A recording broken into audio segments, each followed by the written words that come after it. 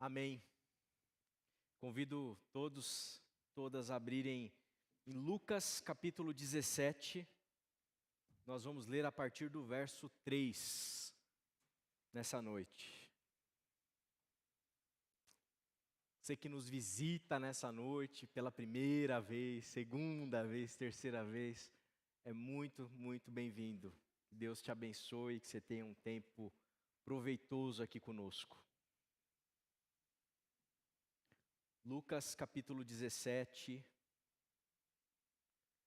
nós vamos ler a partir do verso 3 até o verso 6, um trechinho ali.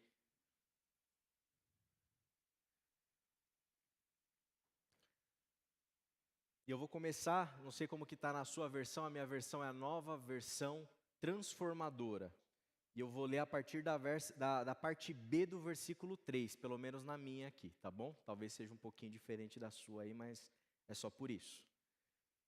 Jesus diz assim: se um irmão pecar, repreenda-o, e se ele se arrepender, perdoe-o.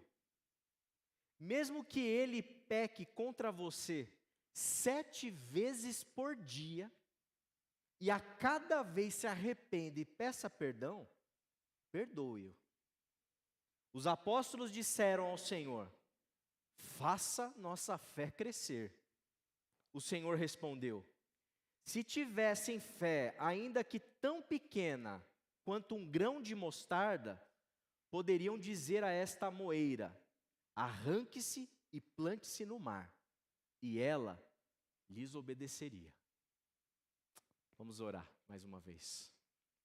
Senhor, estamos diante da Tua palavra, diante do relato do evangelista Lucas, e te pedimos, Senhor, que o Teu Espírito nos ilumine nessa noite, para compreendermos o Teu Evangelho.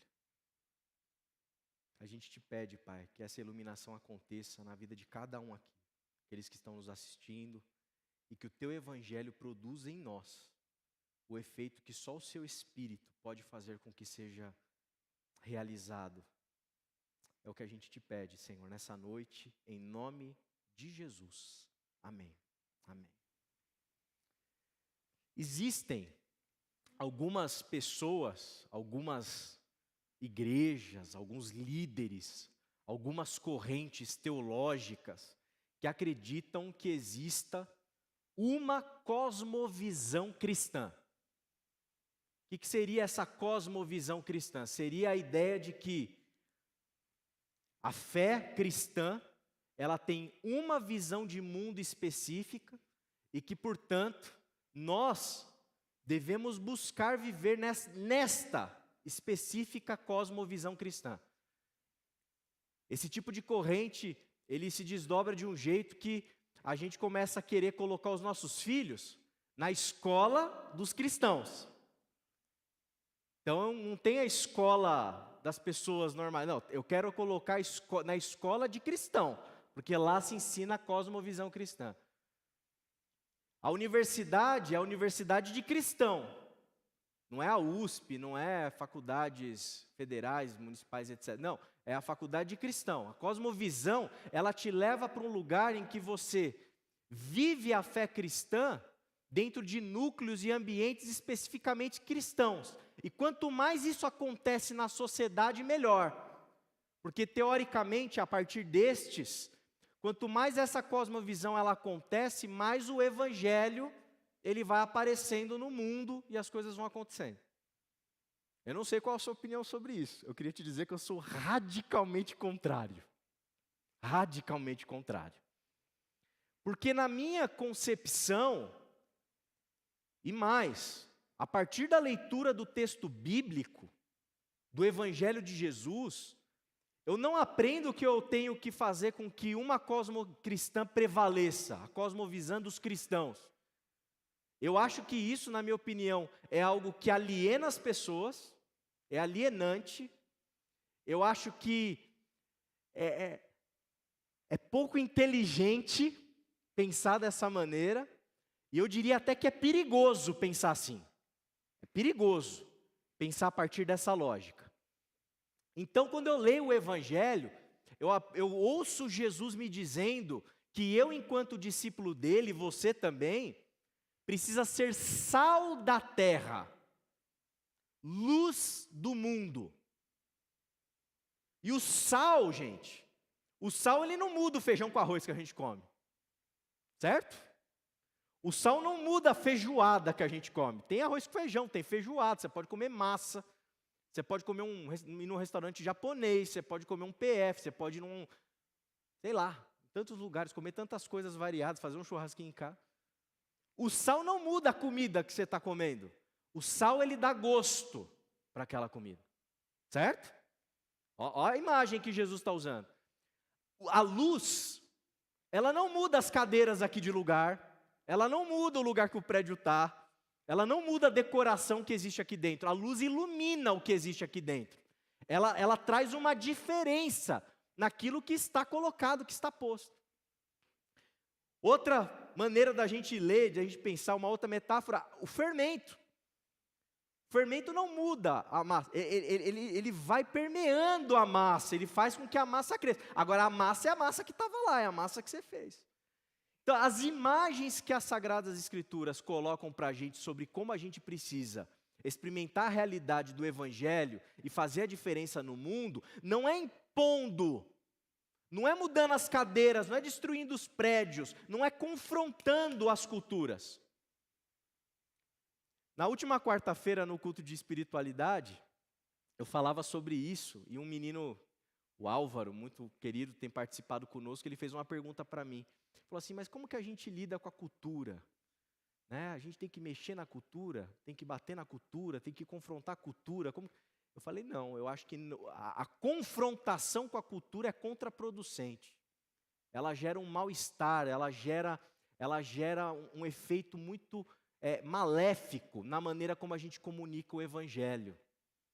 A gente não confronta a cultura, a gente salga a cultura. A gente ilumina a cultura. E qual cultura? Qualquer uma. Qualquer uma. Se você estivesse no século XVI, você ia ter que ser cristão, discípulo de Jesus em outra cultura. Você está hoje aqui no século XXI e você tem que fazer diferença e salgar a terra e iluminar o mundo nessa cultura que você está. E se passar 30 anos e a cultura mudar de novo, e talvez mude, você vai ter que dar conta de ser discípulo de Jesus em outra cultura. E todas as vezes que a igreja tentou fazer a cultura dela, aí deu ruim, gente. Aí gerou inquisição, aí gerou violência, aí gerou morte, aí mataram judeus, mataram muçulmanos, em nome de Deus. E a gente tem que dar conta desse péssimo testemunho até hoje. Então, sal, luz, fermento, é assim que a gente lida com as culturas, com a cultura. Agora sim, isso significa que as culturas são todas maravilhosas, lindas e abençoadas e não tem nada de errado? Claro que não. Tem problema na cultura, e tem problema na nossa cultura, tem problema no nosso espírito de época.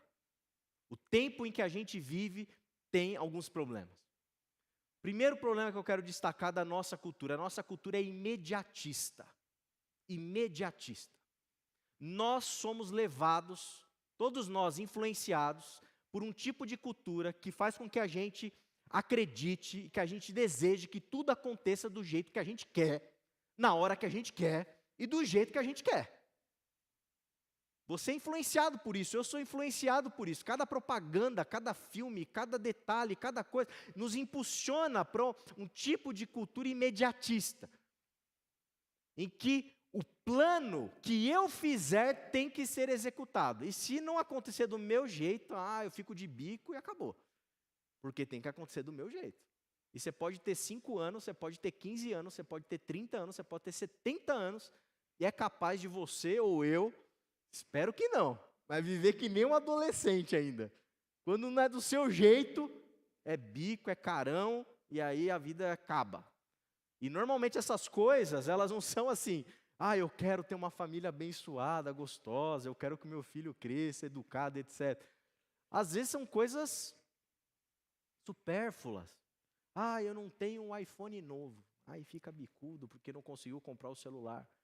Ou é tão imediatista que compra o celular, compra o computador, compra o bem, compra o que quer e parcela e se entope de boleto. Aí a Marcelinha tem que vir orar aqui e pedir: Senhor, faz com que o povo olhe para o Senhor independente dos boletos.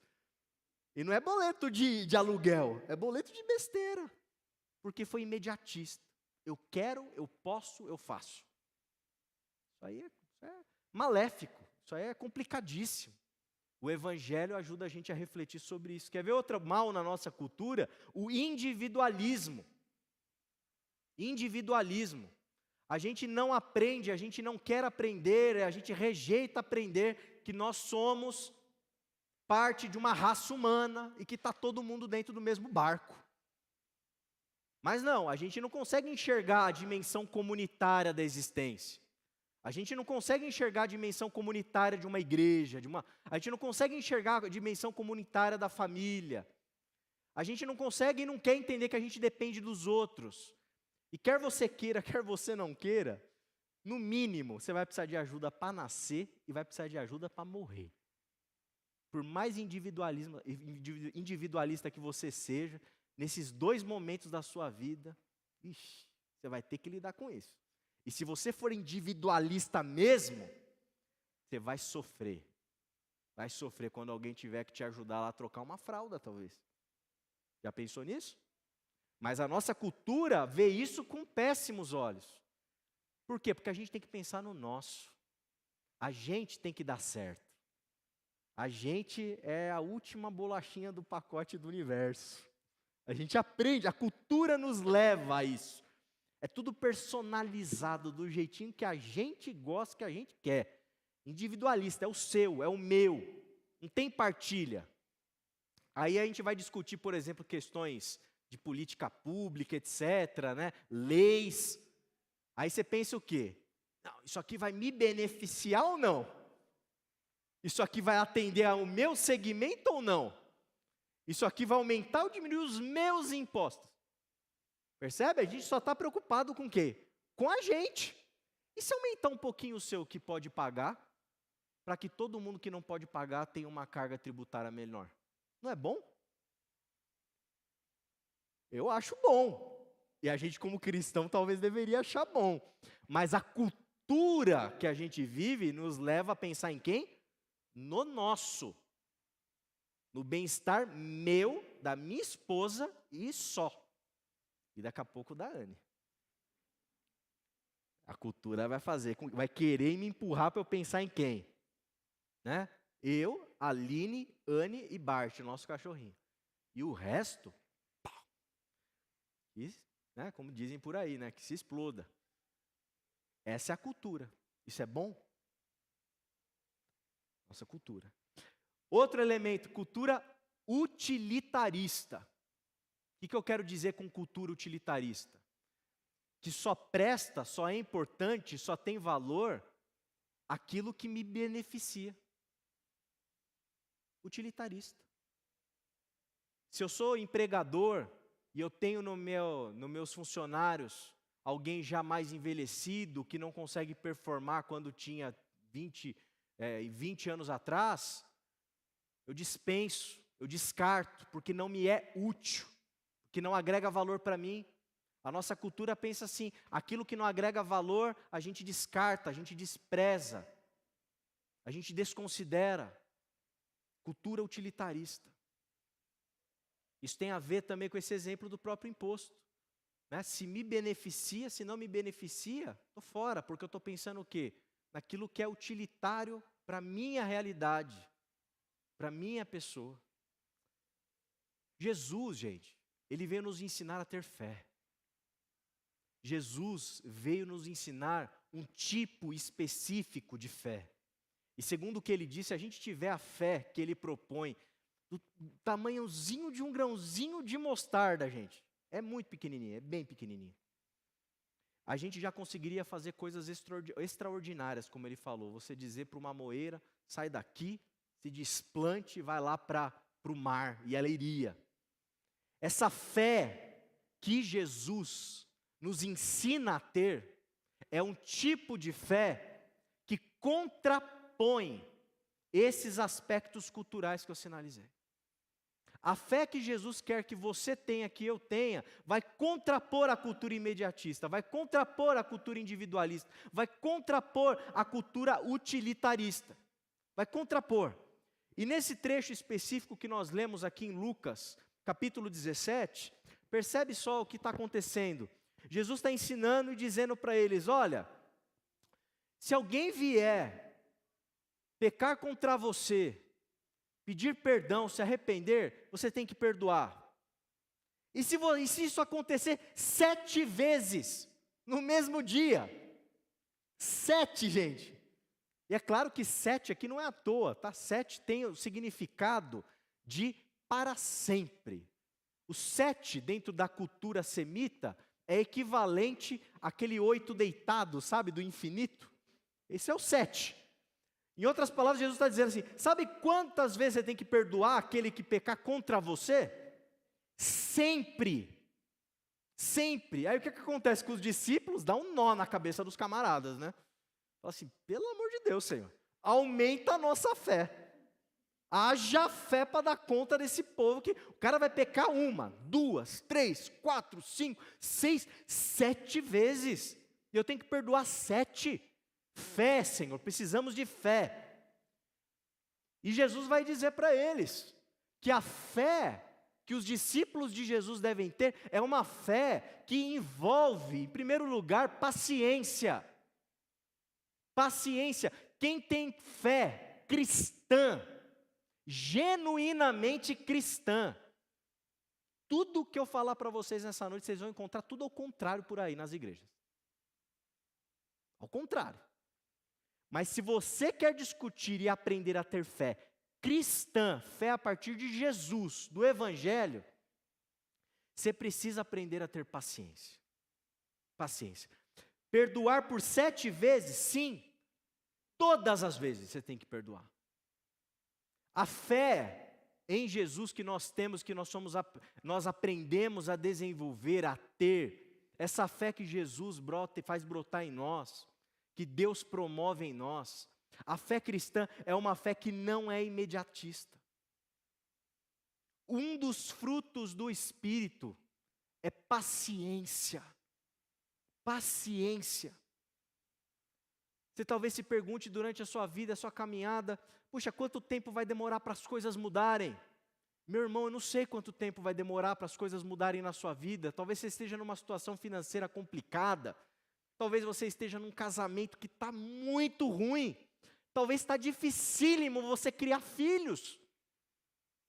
Talvez a sua carreira profissional não deslanche, as coisas não acontecem. O que eu quero te dizer nessa noite é que a fé que Jesus nos ensina a ter é uma fé que persevera. É uma fé que não quer que as coisas aconteçam como num passe de mágica. É uma fé que tem condição de dar o tempo suficiente para as coisas se consolidarem.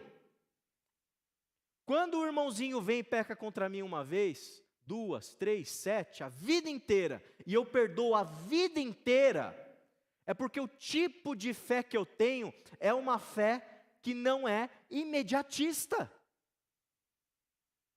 É uma fé que entende que esse outro está enfrentando as dificuldades dele, as lutas dele, está pecando contra mim, mas eu, enquanto cristão, eu não tenho que ter um comportamento do tipo, meu amigo, basta, né?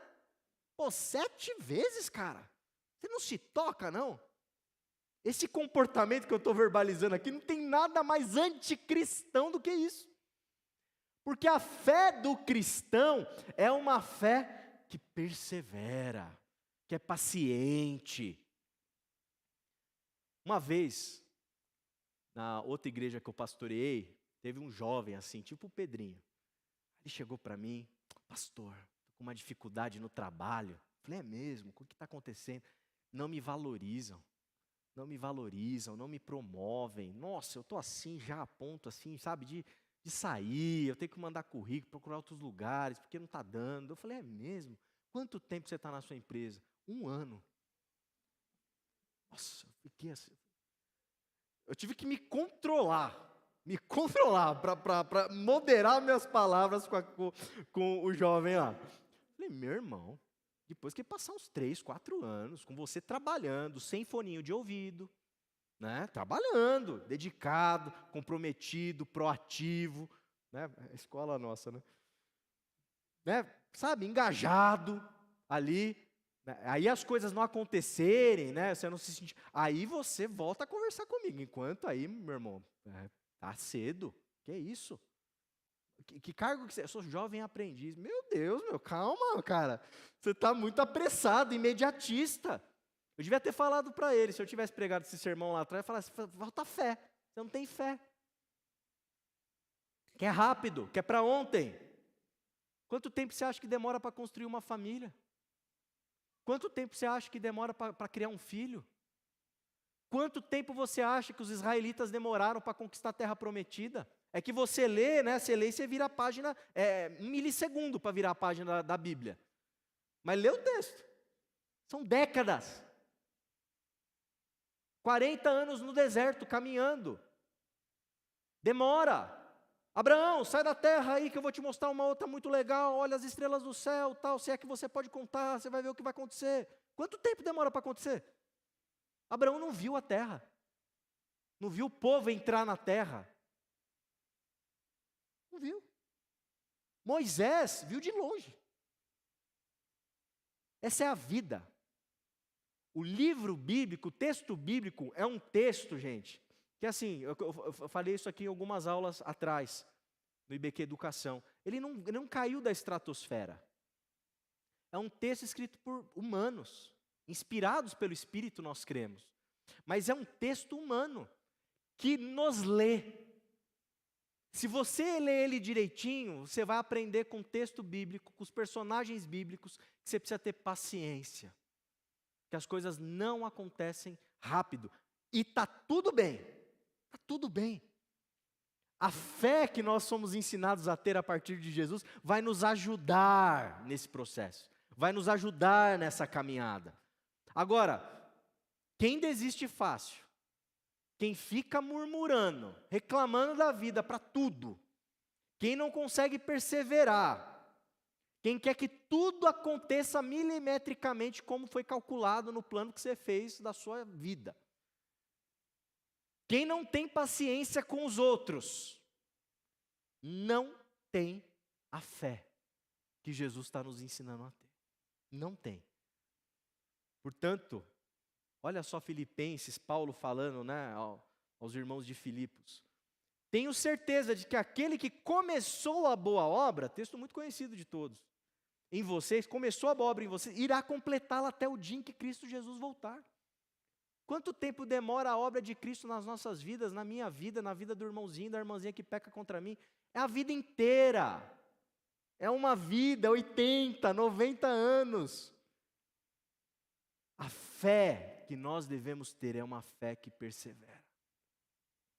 Ah, Senhor, aumenta a minha fé. Aumenta a minha fé.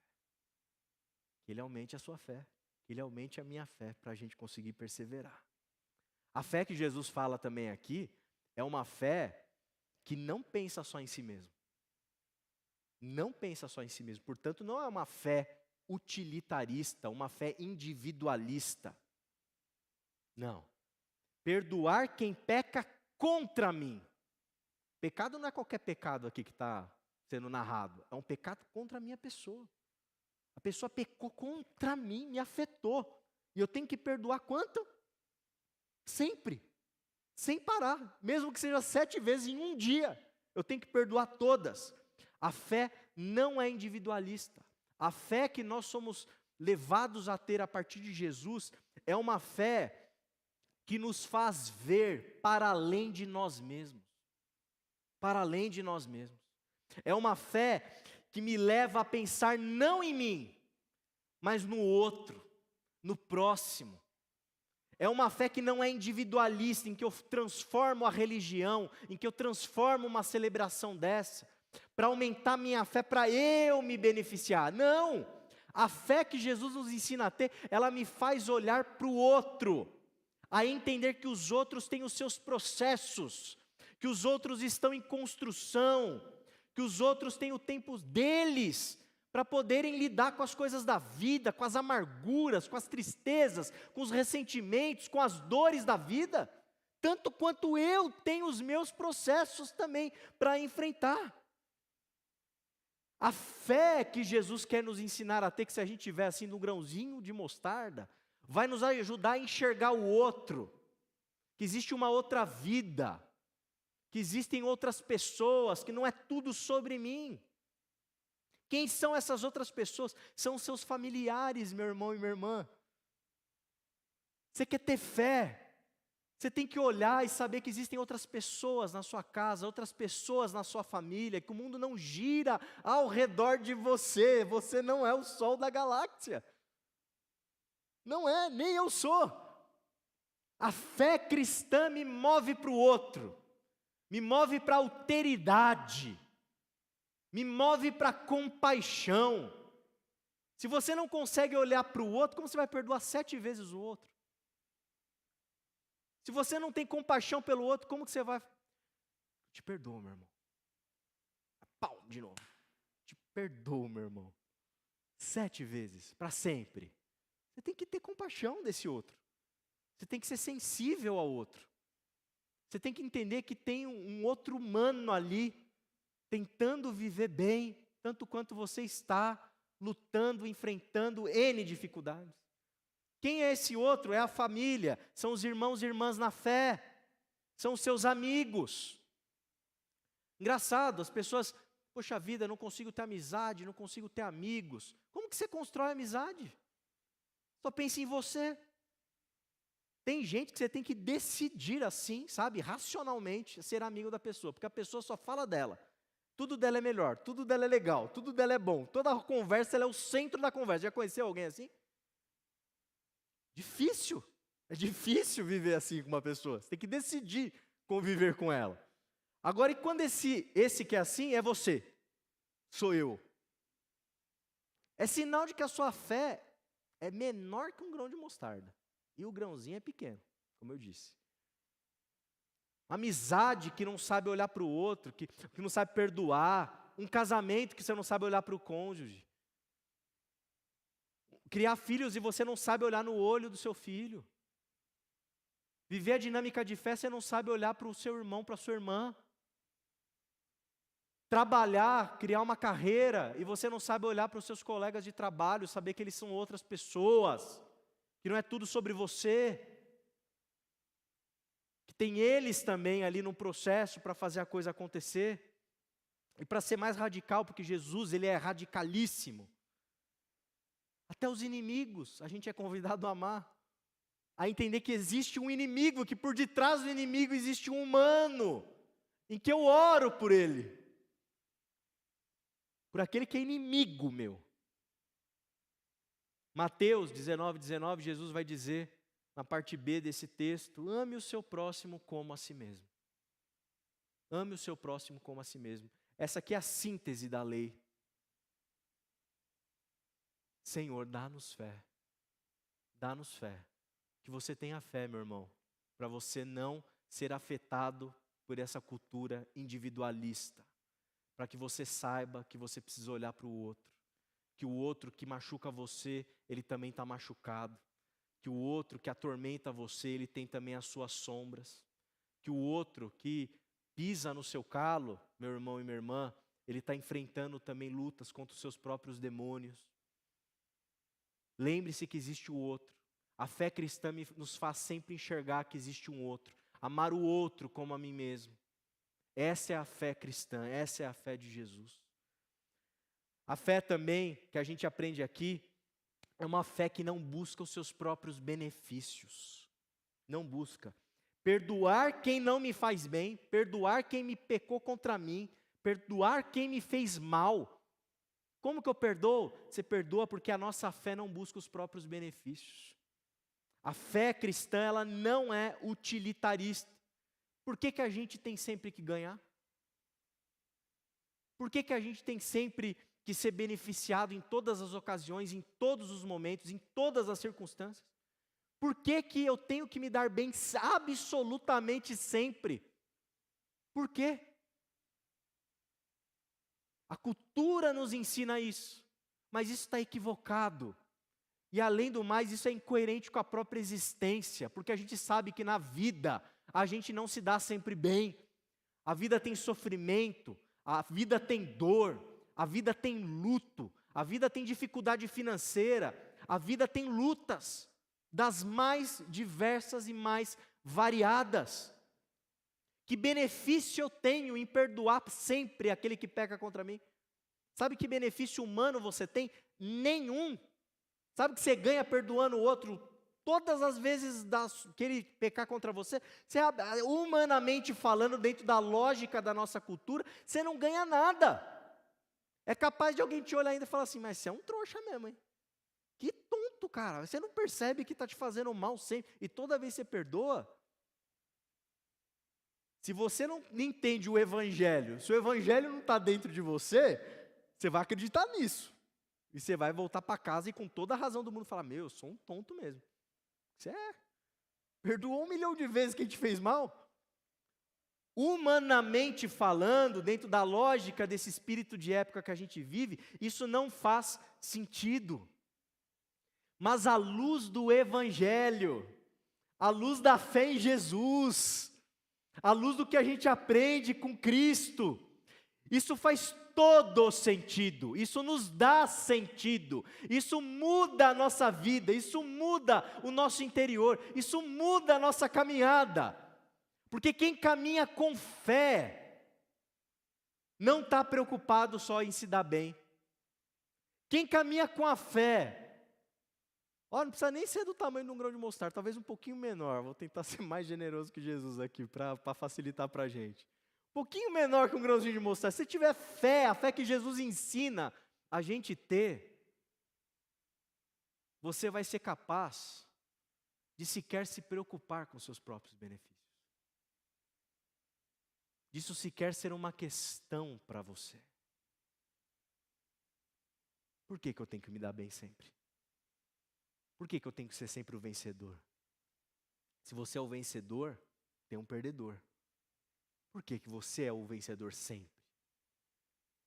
O Evangelho nos ensina que é morrendo que se vive, que é doando que se ganha, que é sendo generoso na partilha, no serviço, no amor. Nunca buscar os interesses próprios, os interesses egoístas. Nunca querer desejar satisfazer as nossas vaidades, nosso ego. O Evangelho é esse caminho. Não é um caminho que nos faz querer vencer, ganhar, conquistar, obter, se beneficiar. Vir para cá numa celebração cristã como essa noite, não é vir aqui buscar ganhar, é vir aprender a morrer, porque somente a semente que morre pode florescer. É aprender a se doar. Mateus 16, 24, 25. Então Jesus disse aos seus discípulos, se alguém quer ser o meu seguidor, negue a si mesmo. Tome a sua cruz e siga-me. Se tentar se apegar à sua vida, a perderá. Mas se abrir mão da sua vida por minha causa, a encontrará. Jesus está ensinando a gente a superar a cultura utilitária, a superar essa cultura que faz com que a gente queira só vencer e ganhar. O que Jesus está nos ensinando aqui, pode parecer duras palavras, né? Pegue a sua cruz e siga-me, negue a sua vida. Parece que a gente está negando a vida, mas na verdade a proposta de Jesus não é a negação da vida. É experimentarmos a partir dessa fé a verdadeira vida.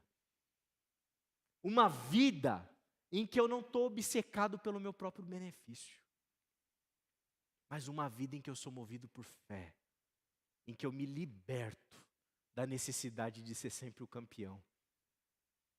E mais, eu me liberto de estar jogando os jogos que a sociedade faz com que a gente jogue. Jogos em que a gente sempre tem que machucar alguém, jogos em que a gente sempre tem que ferir o outro, jogos em que sempre tem alguém que tem que ter o tapete puxado. A fé cristã, ela não está nisso. Muito pelo contrário, muito pelo contrário.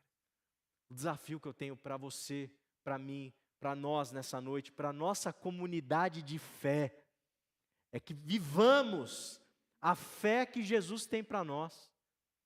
Que nessa noite você possa orar aí no seu interior e pedir para Jesus ser humilde.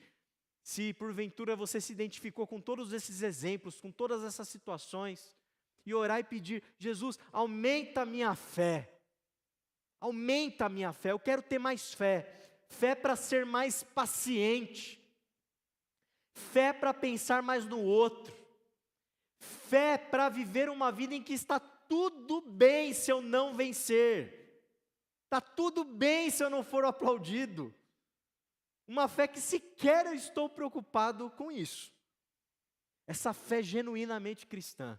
E você sabe o que vai acontecer se você experimentar essa fé? Puxa, se for do tamanhozinho de um grão de mostarda, vai ser show de bola, né?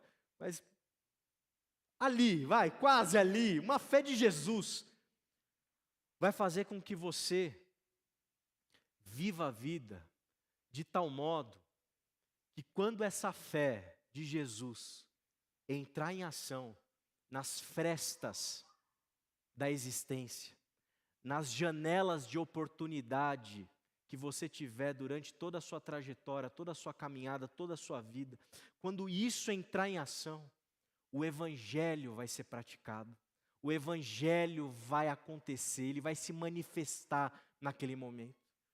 E sabe o que vai acontecer?